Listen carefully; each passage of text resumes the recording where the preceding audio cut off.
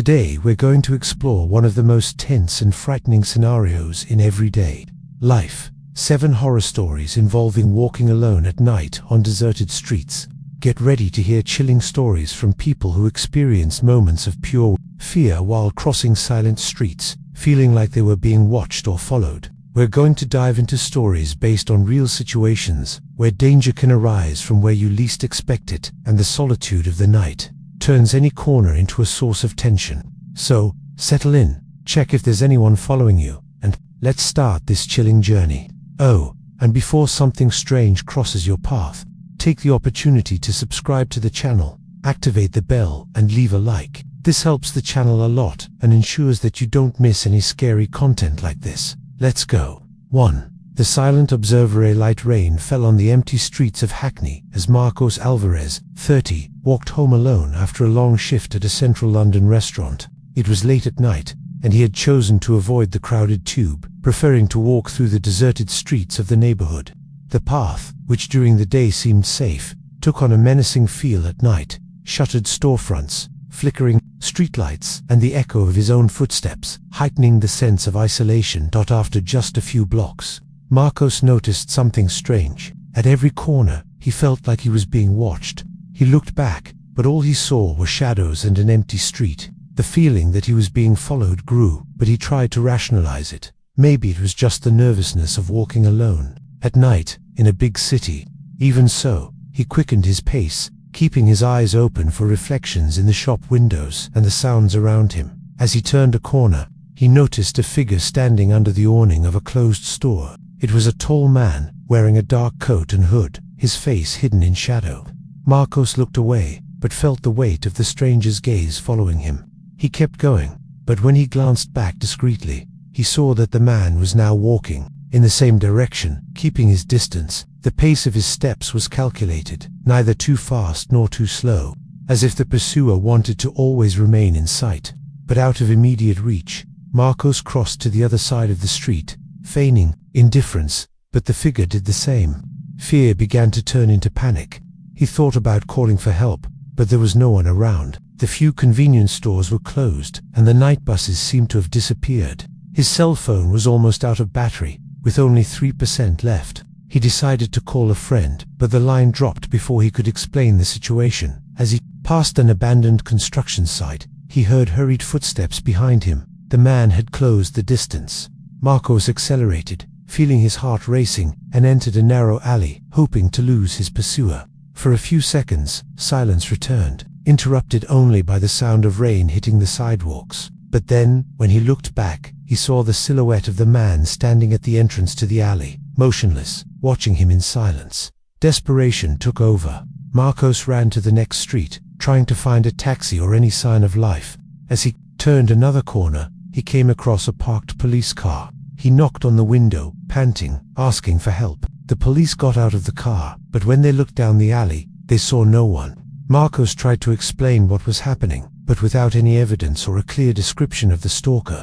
The officers simply advised him to be careful and go straight home. Feeling vulnerable, Marcos continued on his way, now even more alert, but the feeling of being watched wouldn't leave him. In every shadow, every reflection, I expected to see the man in the dark coat. When he reached his street, he noticed a van parked on the other side, with its headlights off. He felt a shiver, but he quickened his pace and quickly entered the building, locking the door behind him. The next morning, when he told his co-workers about the story, he discovered that other employees had also noticed suspicious figures prowling the neighborhood during the early hours of the morning. In the following days, he heard reports of disappearances of people walking alone at night in the area. The police began investigating, but the cases remained unsolved. Security cameras captured images of a man in a dark coat following victims through the streets, but they were never able to identify his face. Fear spread throughout the neighborhood. Residents began to avoid going out at night, and watchdog groups were organized. Traumatized, Marcos changed his routine, always choosing busy routes and avoiding walking alone. He began sharing his experience on forums and social media groups, warning others about the real danger of walking alone at night on deserted streets. The case of the Silent Watcher became a reference in debates about urban security in London. The police stepped up patrols, but the stalker was never caught. For Marcos and many others, it was a warning. Danger could be lurking in the shadows, waiting for just the right moment to turn a simple journey home into a real nightmare. The feeling of being watched never completely left him, and every solitary step at night came to carry with it the weight of fear and uncertainty. 2. The Shadow in the Darkness. Clara Bennett, 24, worked as an editorial assistant at a small publishing house in Brooklyn, New York. A lover of evening walks to relieve the stress of the day, she would often wander the deserted streets after work, finding a rare moment of peace in the solitude of the city. But in the last few weeks, something has changed. It all started on a cold October night, when Clara noticed a shadow that seemed to follow her at a safe but constant distance. At first, she thought it was just her imagination, a play of light and darkness between the streetlights and trees. However, the shadow reappeared on every street she crossed, always in the same direction, always silent. Her uneasiness grew when Clara began to notice small signs, personal objects displaced in her apartment, anonymous messages on her cell phone with vague phrases like, "I see you and you are not alone." She tried to alert friends and colleagues, but few believed her, attributing her fear to fatigue and work stress. Determined to understand what was happening, Clara began researching reports of recent disappearances in the city. She discovered that several young women had disappeared in recent weeks, all last seen walking alone at night in neighborhoods close to her usual route. The coincidence terrified her. Clara began to avoid her usual paths, changing routes and schedules, but the shadow always seemed to find a way to reappear. One night, as she was walking through a dimly lit park, she felt a chill when she realized that the figure was standing behind a tree, watching her silently. Fear made her quicken her pace, but the feeling of being followed did not leave her. In a desperate attempt to protect herself, Clara installed security cameras in her apartment and began recording his steps with her cell phone. In one of the recordings, she captured the silhouette of the man approaching the door of the building, disappearing before he could be identified. The nights became torment. Clara felt the weight of anxiety with every step, her heart beating faster, her breath shallow. She avoided looking back, but the shadow always seemed to be there, a silent specter that followed her unhurriedly, as if playing with her fear. On one occasion, as she walked down a narrow street, she heard footsteps that were not her own, footsteps that echoed on the wet sidewalk. But when she turned around, there was no one there. One particularly cold night, Clara decided to confront the shadow. She stopped on a dimly lit street and waited. The figure appeared, a tall man dressed in dark clothes and a hood, his face partially covered. He did not speak, just watched, his eyes fixed on her, filled with sinister intent. The silence between them was heavy, almost palpable. Clara ran, her heart racing, and managed to reach her building, locking the door behind her. The police were called, but without any concrete evidence, they could do little other than increase patrols in the area. The shadow, however, never completely disappeared. Fear became part of Clara's routine. She changed her schedule, avoided deserted streets, and started walking with someone whenever possible. The feeling of being watched followed her, even inside her home. She installed extra locks, cameras, and even moved apartments, but the shadow seemed to persist, a constant reminder of the invisible danger. Clara's nights were marked by insomnia and paranoia. Every sound, every shadow, made her heart race. She found herself looking out the window, hoping to see the man's silhouette, and often woke up with the feeling that someone was in the room, even when she was alone. The solitude of the city, which had once brought her comfort, was now a maze of fear and uncertainty. Clara's story gained local attention, inspiring debates about urban security and the vulnerability of those who walk alone at night. Community watch groups were formed, and the police stepped up patrols, but the stalker was never caught. The aggressor's sense of impunity increased collective terror. The Brooklyn neighborhood, once considered safe for nighttime walks, has changed dramatically. Stores closed earlier, once busy streets became deserted, and residents began to avoid going out after dark. Clara became an active voice in the community, participating in meetings and campaigning to improve local safety. Despite her trauma, Clara found the strength to move forward. She became an advocate for urban safety, participating in community groups and helping to educate others about the real dangers that can lurk in the shadows. Her story is a warning to anyone who walks alone at night. Constant vigilance, Being aware of your surroundings and seeking out company can be the difference between safety and terror. The case of the shadow in the dark remains unsolved, a grim reminder that, even in a vibrant, bustling city like New York, danger can lurk in the shadows, waiting for the right moment to strike. For Clara and many others, the night was never the same again. 3. The silence of the street. Paris, France. The winter of 2019 seemed darker than usual. The yellowish streetlights barely managed to overcome the fog that crept through the streets of the 12th arrondissement, a residential neighborhood known for its tranquility and understated charm. It was home to Antoine Lefebvre, a 38-year-old book publisher, accustomed to the quiet, solitary routine of Parisian early mornings. Antoine had always been a hard worker, often staying late at the office, reviewing manuscripts while the city fell asleep. The commute home was short, but in the last few months, something had changed. He began to feel a growing unease as he walked the empty streets. At first, he thought it was just paranoia fueled by reports of recent disappearances in the neighborhood, but he soon realized that it wasn't just a feeling. Someone was actually watching him. It all began on a Thursday evening, when Antoine noticed a shadow standing on the corner of Rue des Wanton. The figure seemed to be in no hurry, simply following his steps from a distance, always staying out of the reach of the light. Over the following days, the presence repeated itself. Sometimes it was just a reflection in a shop window, other times the sound of footsteps echoing behind him, stopping abruptly when he turned around. The silence of the street, once comforting, now weighed heavily like an invisible threat. Tensions mounted as residents began to disappear. First came Madame Dubois, the lady from the apartment next door, last seen taking out the trash.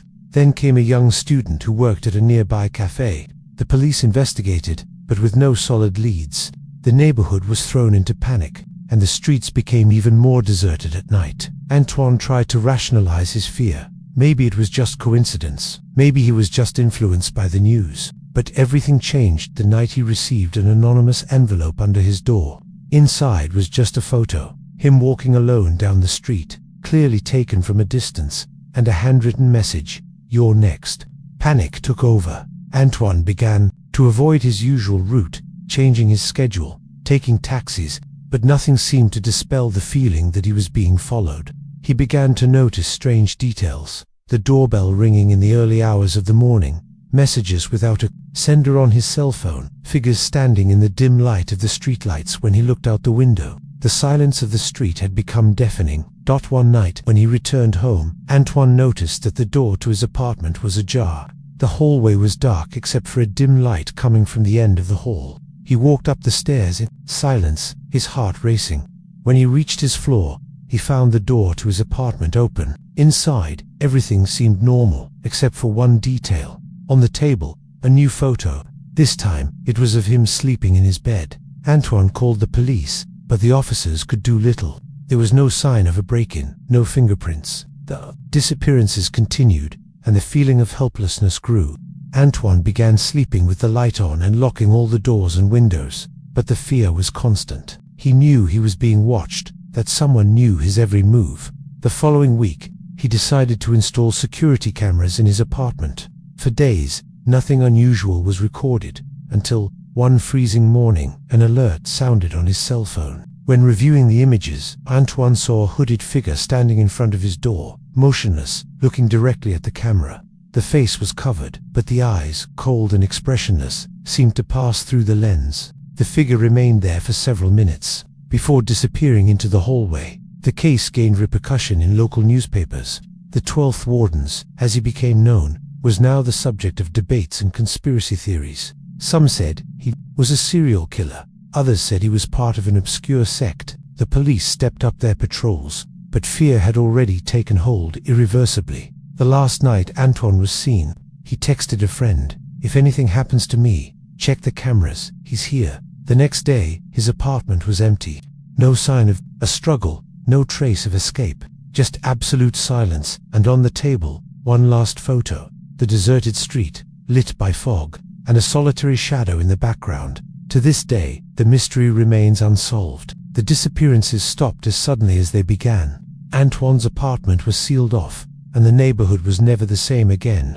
Some say that on colder nights, a figure can still be seen standing on the corner, silently watching, waiting for the next victim. Others prefer to keep quiet about it, fearing attracting the attention of whatever lurks in the shadows of Paris. The silence in the street case has become an urban legend, but for those who lived through those months of terror, the memory is painfully real, and deep down, everyone knows, in Paris, not even silence is safe. Hey guys, the stories about walking alone at night on deserted streets are spine-chilling, aren't they?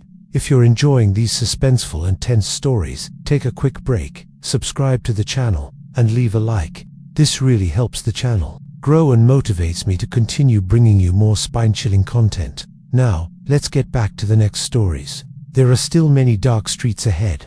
For the step that doesn't stop. Berlin, Germany. Winter 2022 brought with it biting cold and deserted streets, where the fog seemed to hide more than just the icy wind. It was in this scenario that Clara Hoffman, a 34-year-old systems analyst, tried to maintain her routine of evening walks. To relieve the stress of work, she lived alone in a small apartment in the Prenzlauer Berg neighborhood, a region known for its mix of historic buildings and tree-lined streets, which at night transformed into long corridors of shadows. Clara had always been cautious. She avoided shortcuts, kept her phone handy, and let her friends know her schedule. But something changed that season.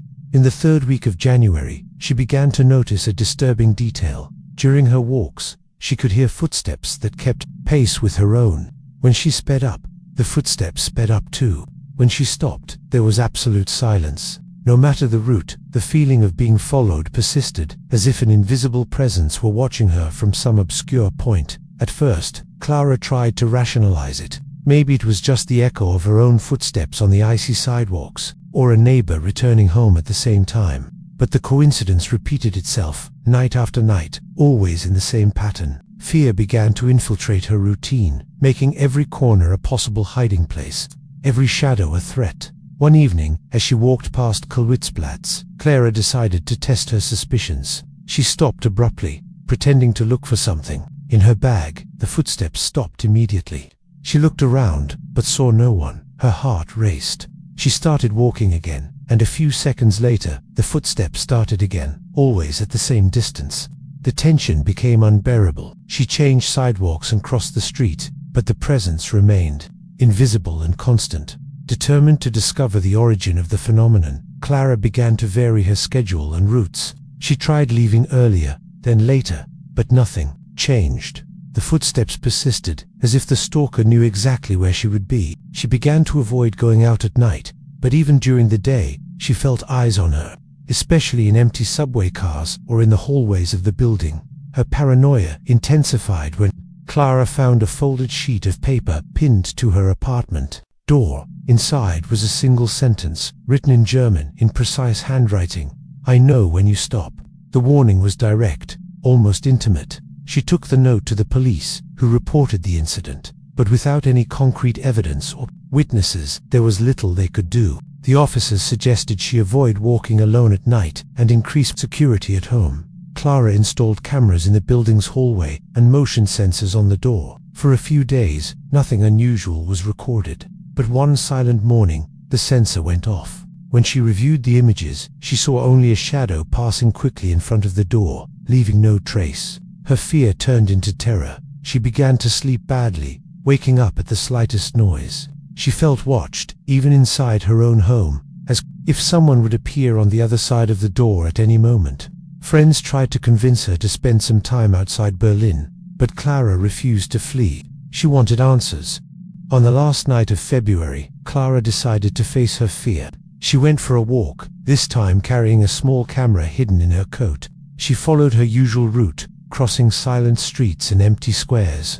As always, footsteps began to echo. Behind her, she stopped suddenly, turning on her heels. For the first time, she saw a silhouette standing a few meters away, partially obscured by the fog. The stranger did not move, just watched her in silence. Clara felt her blood run cold. She tried to scream, but her voice would not come out. She ran back home, locking all the doors behind her. The next morning, when reviewing the camera footage, Clara noticed a terrifying detail. The figure seemed to know exactly where the cameras were and avoided being captured head-on. Only a brief reflection in the windows of a store revealed a face covered by a dark hood. its eyes fixed on her. The police were called again, but the stalker disappeared as mysteriously as he had appeared. Investigations revealed that other residents of the neighborhood had also reported similar incidents, but no one was ever identified.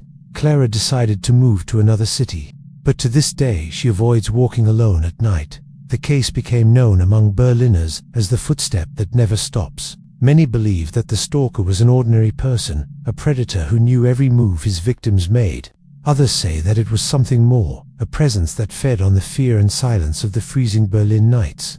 The fact is that, since then, few dare to walk alone through the deserted streets of the city, fearing that they will hear the sound of footsteps behind them that only stop when you stop. 5. The Man in the Hood, Toronto, Canada. The winter of 2023 was marked by intense snowstorms and nights that seemed to have no end.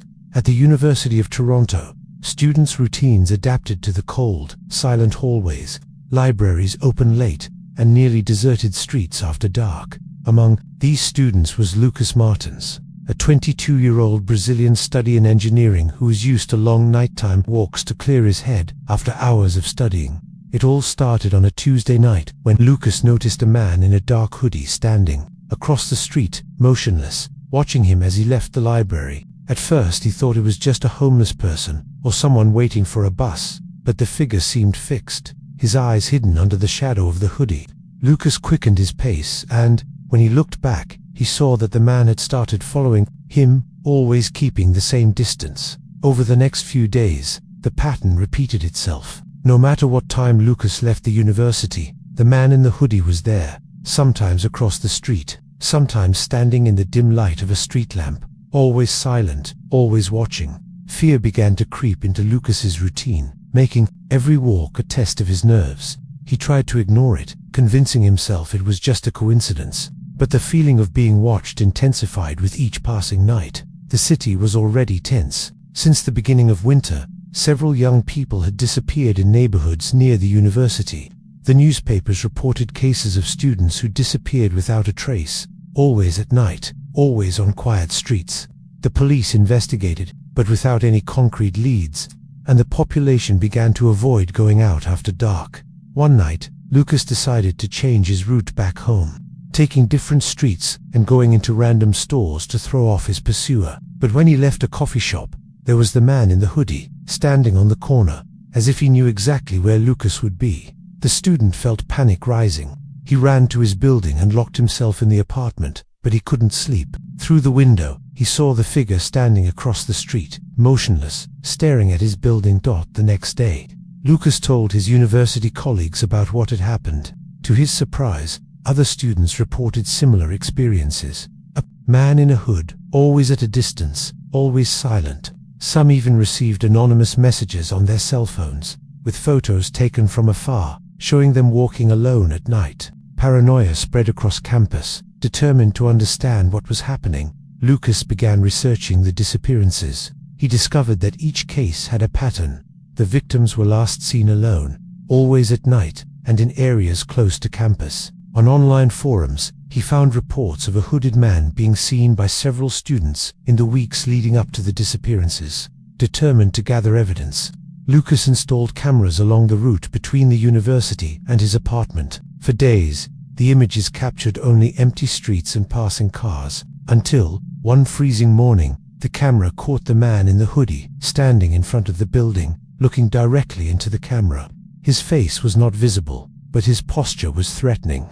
Lucas took the images to the police, who began a formal investigation. The tension reached its peak when Lucas received an anonymous message on his cell phone. "You're next." The fear became unbearable. He began to avoid going out alone, changed his schedule, and asked his friends for help. But even so, he continued to feel watched. One night, when he arrived home, he found the door ajar. Inside, everything seemed normal, except for one detail. On his desk, a photo of him sleeping, clearly taken from inside the apartment. The police intensified their search, but the man in the hood seemed to have disappeared. The disappearances stopped as suddenly as they had begun, but the mystery was never solved. Lucas, traumatized, decided to return to Brazil, but to this day he avoids talking about what happened in Toronto. The case of the man in the hood became an urban legend among the city's students. a grim warning to anyone who ventures alone into the icy streets of the Canadian winter. Some say the predator still lurks, waiting for its next victim. Others believe it was simply a symbol of the collective fear that gripped the city that winter. What no one forgets is the oppressive silence of the streets, the cold that seemed to come from within, and the feeling that in Toronto, not even the city lights could chase away all the shadows. 6. The Last Stops, Sydney, Australia. The summer of 2024 was sweltering, with hot, humid nights that seemed to prolong the tiredness of the days. For Emma Collins, a 29-year-old nurse, the routine was exhausting. Night shifts at a busy downtown hospital, followed by the long bus ride to her apartment in Marrickville. The once monotonous commute became, that season, the scene of a silent terror that would forever change her perception of safety. It all started on a seemingly ordinary Tuesday.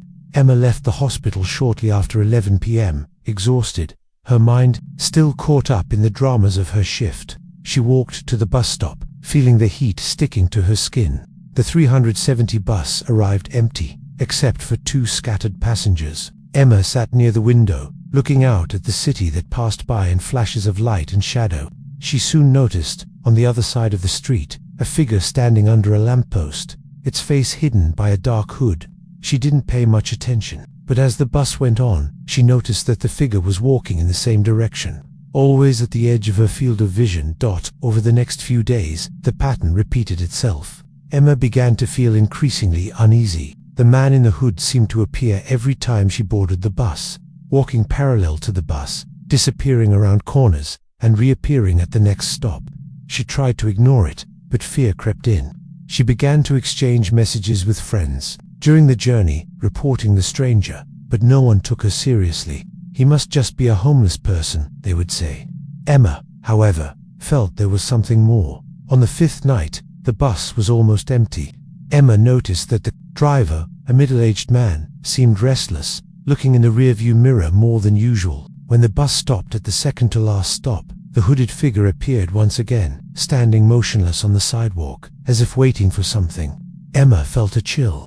When she got off at the last stop, the street was deserted, lit only by a flickering street lamp. It was completely silent, except for the sound of her own footsteps. She listened closely and heard footsteps behind her that kept pace with her. She stopped suddenly. The footsteps stopped too. She looked back, but saw no one. Fear made her speed up, but the footsteps continued, steady, in sync with hers. That night, Emma barely slept. She dreamed of endless hallways, flashing lights, and the feeling that she was always one step away from being caught. The next day, she decided to report the incident to the police. The officers listened attentively, but without evidence or witnesses, they could do little. They suggested that she avoid walking alone at night and, if possible, take a taxi. Emma followed their advice for a few days, but the cost was high, and she soon returned to the bus routine. The following week, the mood in the neighborhood began to change. News of missing young women circulated in the local newspapers.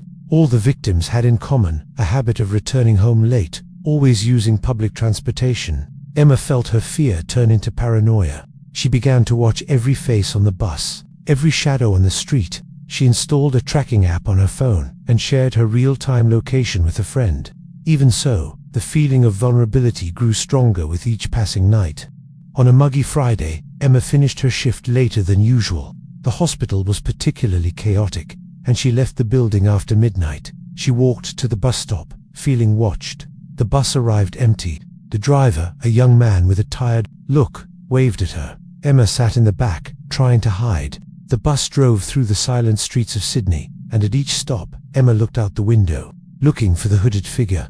And there he was, always on the sidewalk, always at the same distance. As he got off at the last stop, his fear was palpable. Emma felt a cold sweat run down his back. He walked quickly, hearing the footsteps behind him again. This time, he decided to act. He stopped suddenly, turned, and faced the street. The hooded figure was a few feet away, standing in the light of the street lamp, his face still hidden. Emma tried to scream, but her voice wouldn't come out. The man began walking toward her, his steps slow and measured, desperate.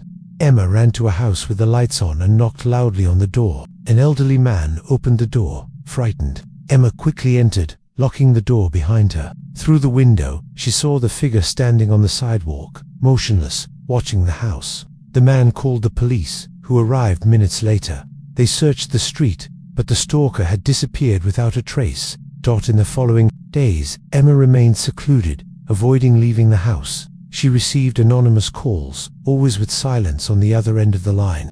Strange messages began to appear on her cell phone. "I know where you live. The last stop is just the beginning." The police intensified their patrols in the neighborhood, but were unable to identify the suspect. Fear spread among the residents, and other women reported similar experiences. In an attempt to get her life back on track, Emma decided to go back to work. She took every possible precaution. She changed her route, changed her schedule, and warned her colleagues and friends, but the feeling of being watched never left her. One rainy night, when she boarded the bus, she realized she was the only passenger. The driver, a man she had never seen before, was wearing a cap that hid part of his face.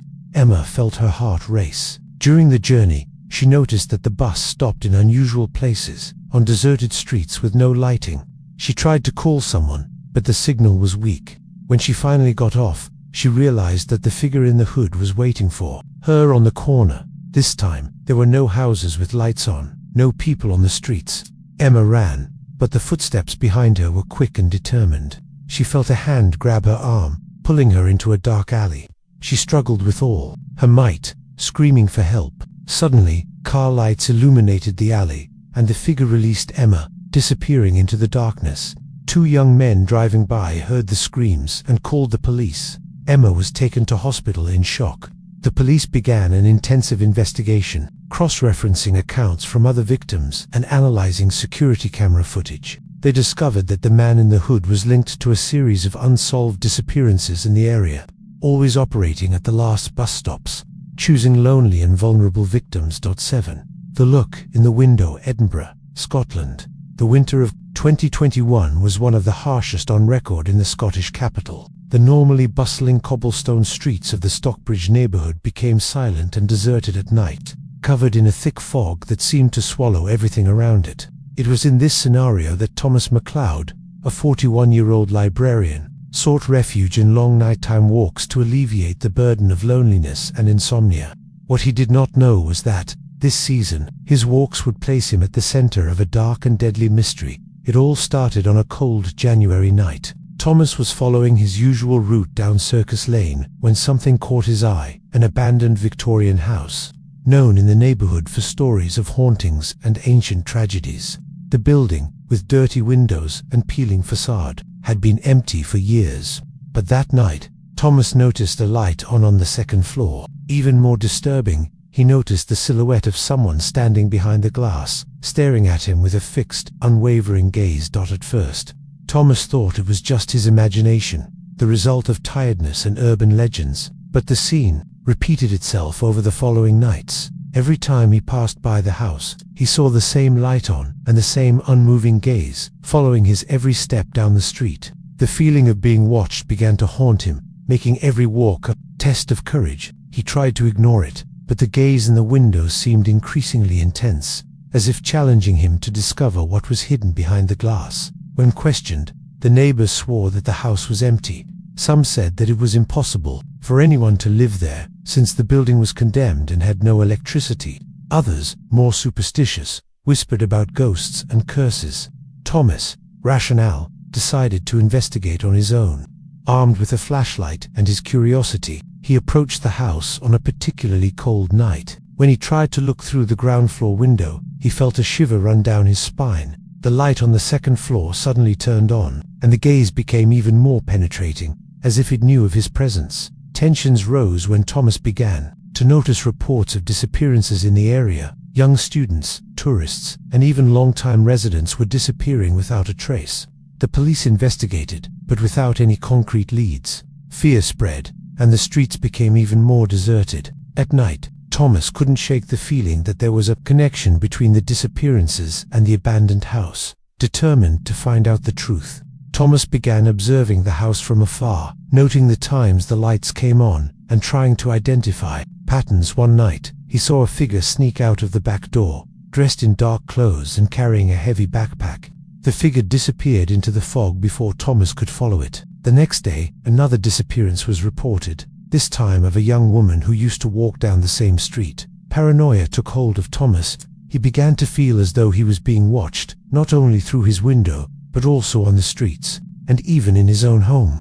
Anonymous messages began to appear in his mailbox, newspaper clippings about the disappearances, photos of him walking at night, notes with veiled threats like "you're next." The fear became unbearable, but his obsession with solving the mystery was even greater. One stormy night, Thomas decided to enter the house. He forced open the back door and climbed the creaking stairs, guided by the dim light from the second floor.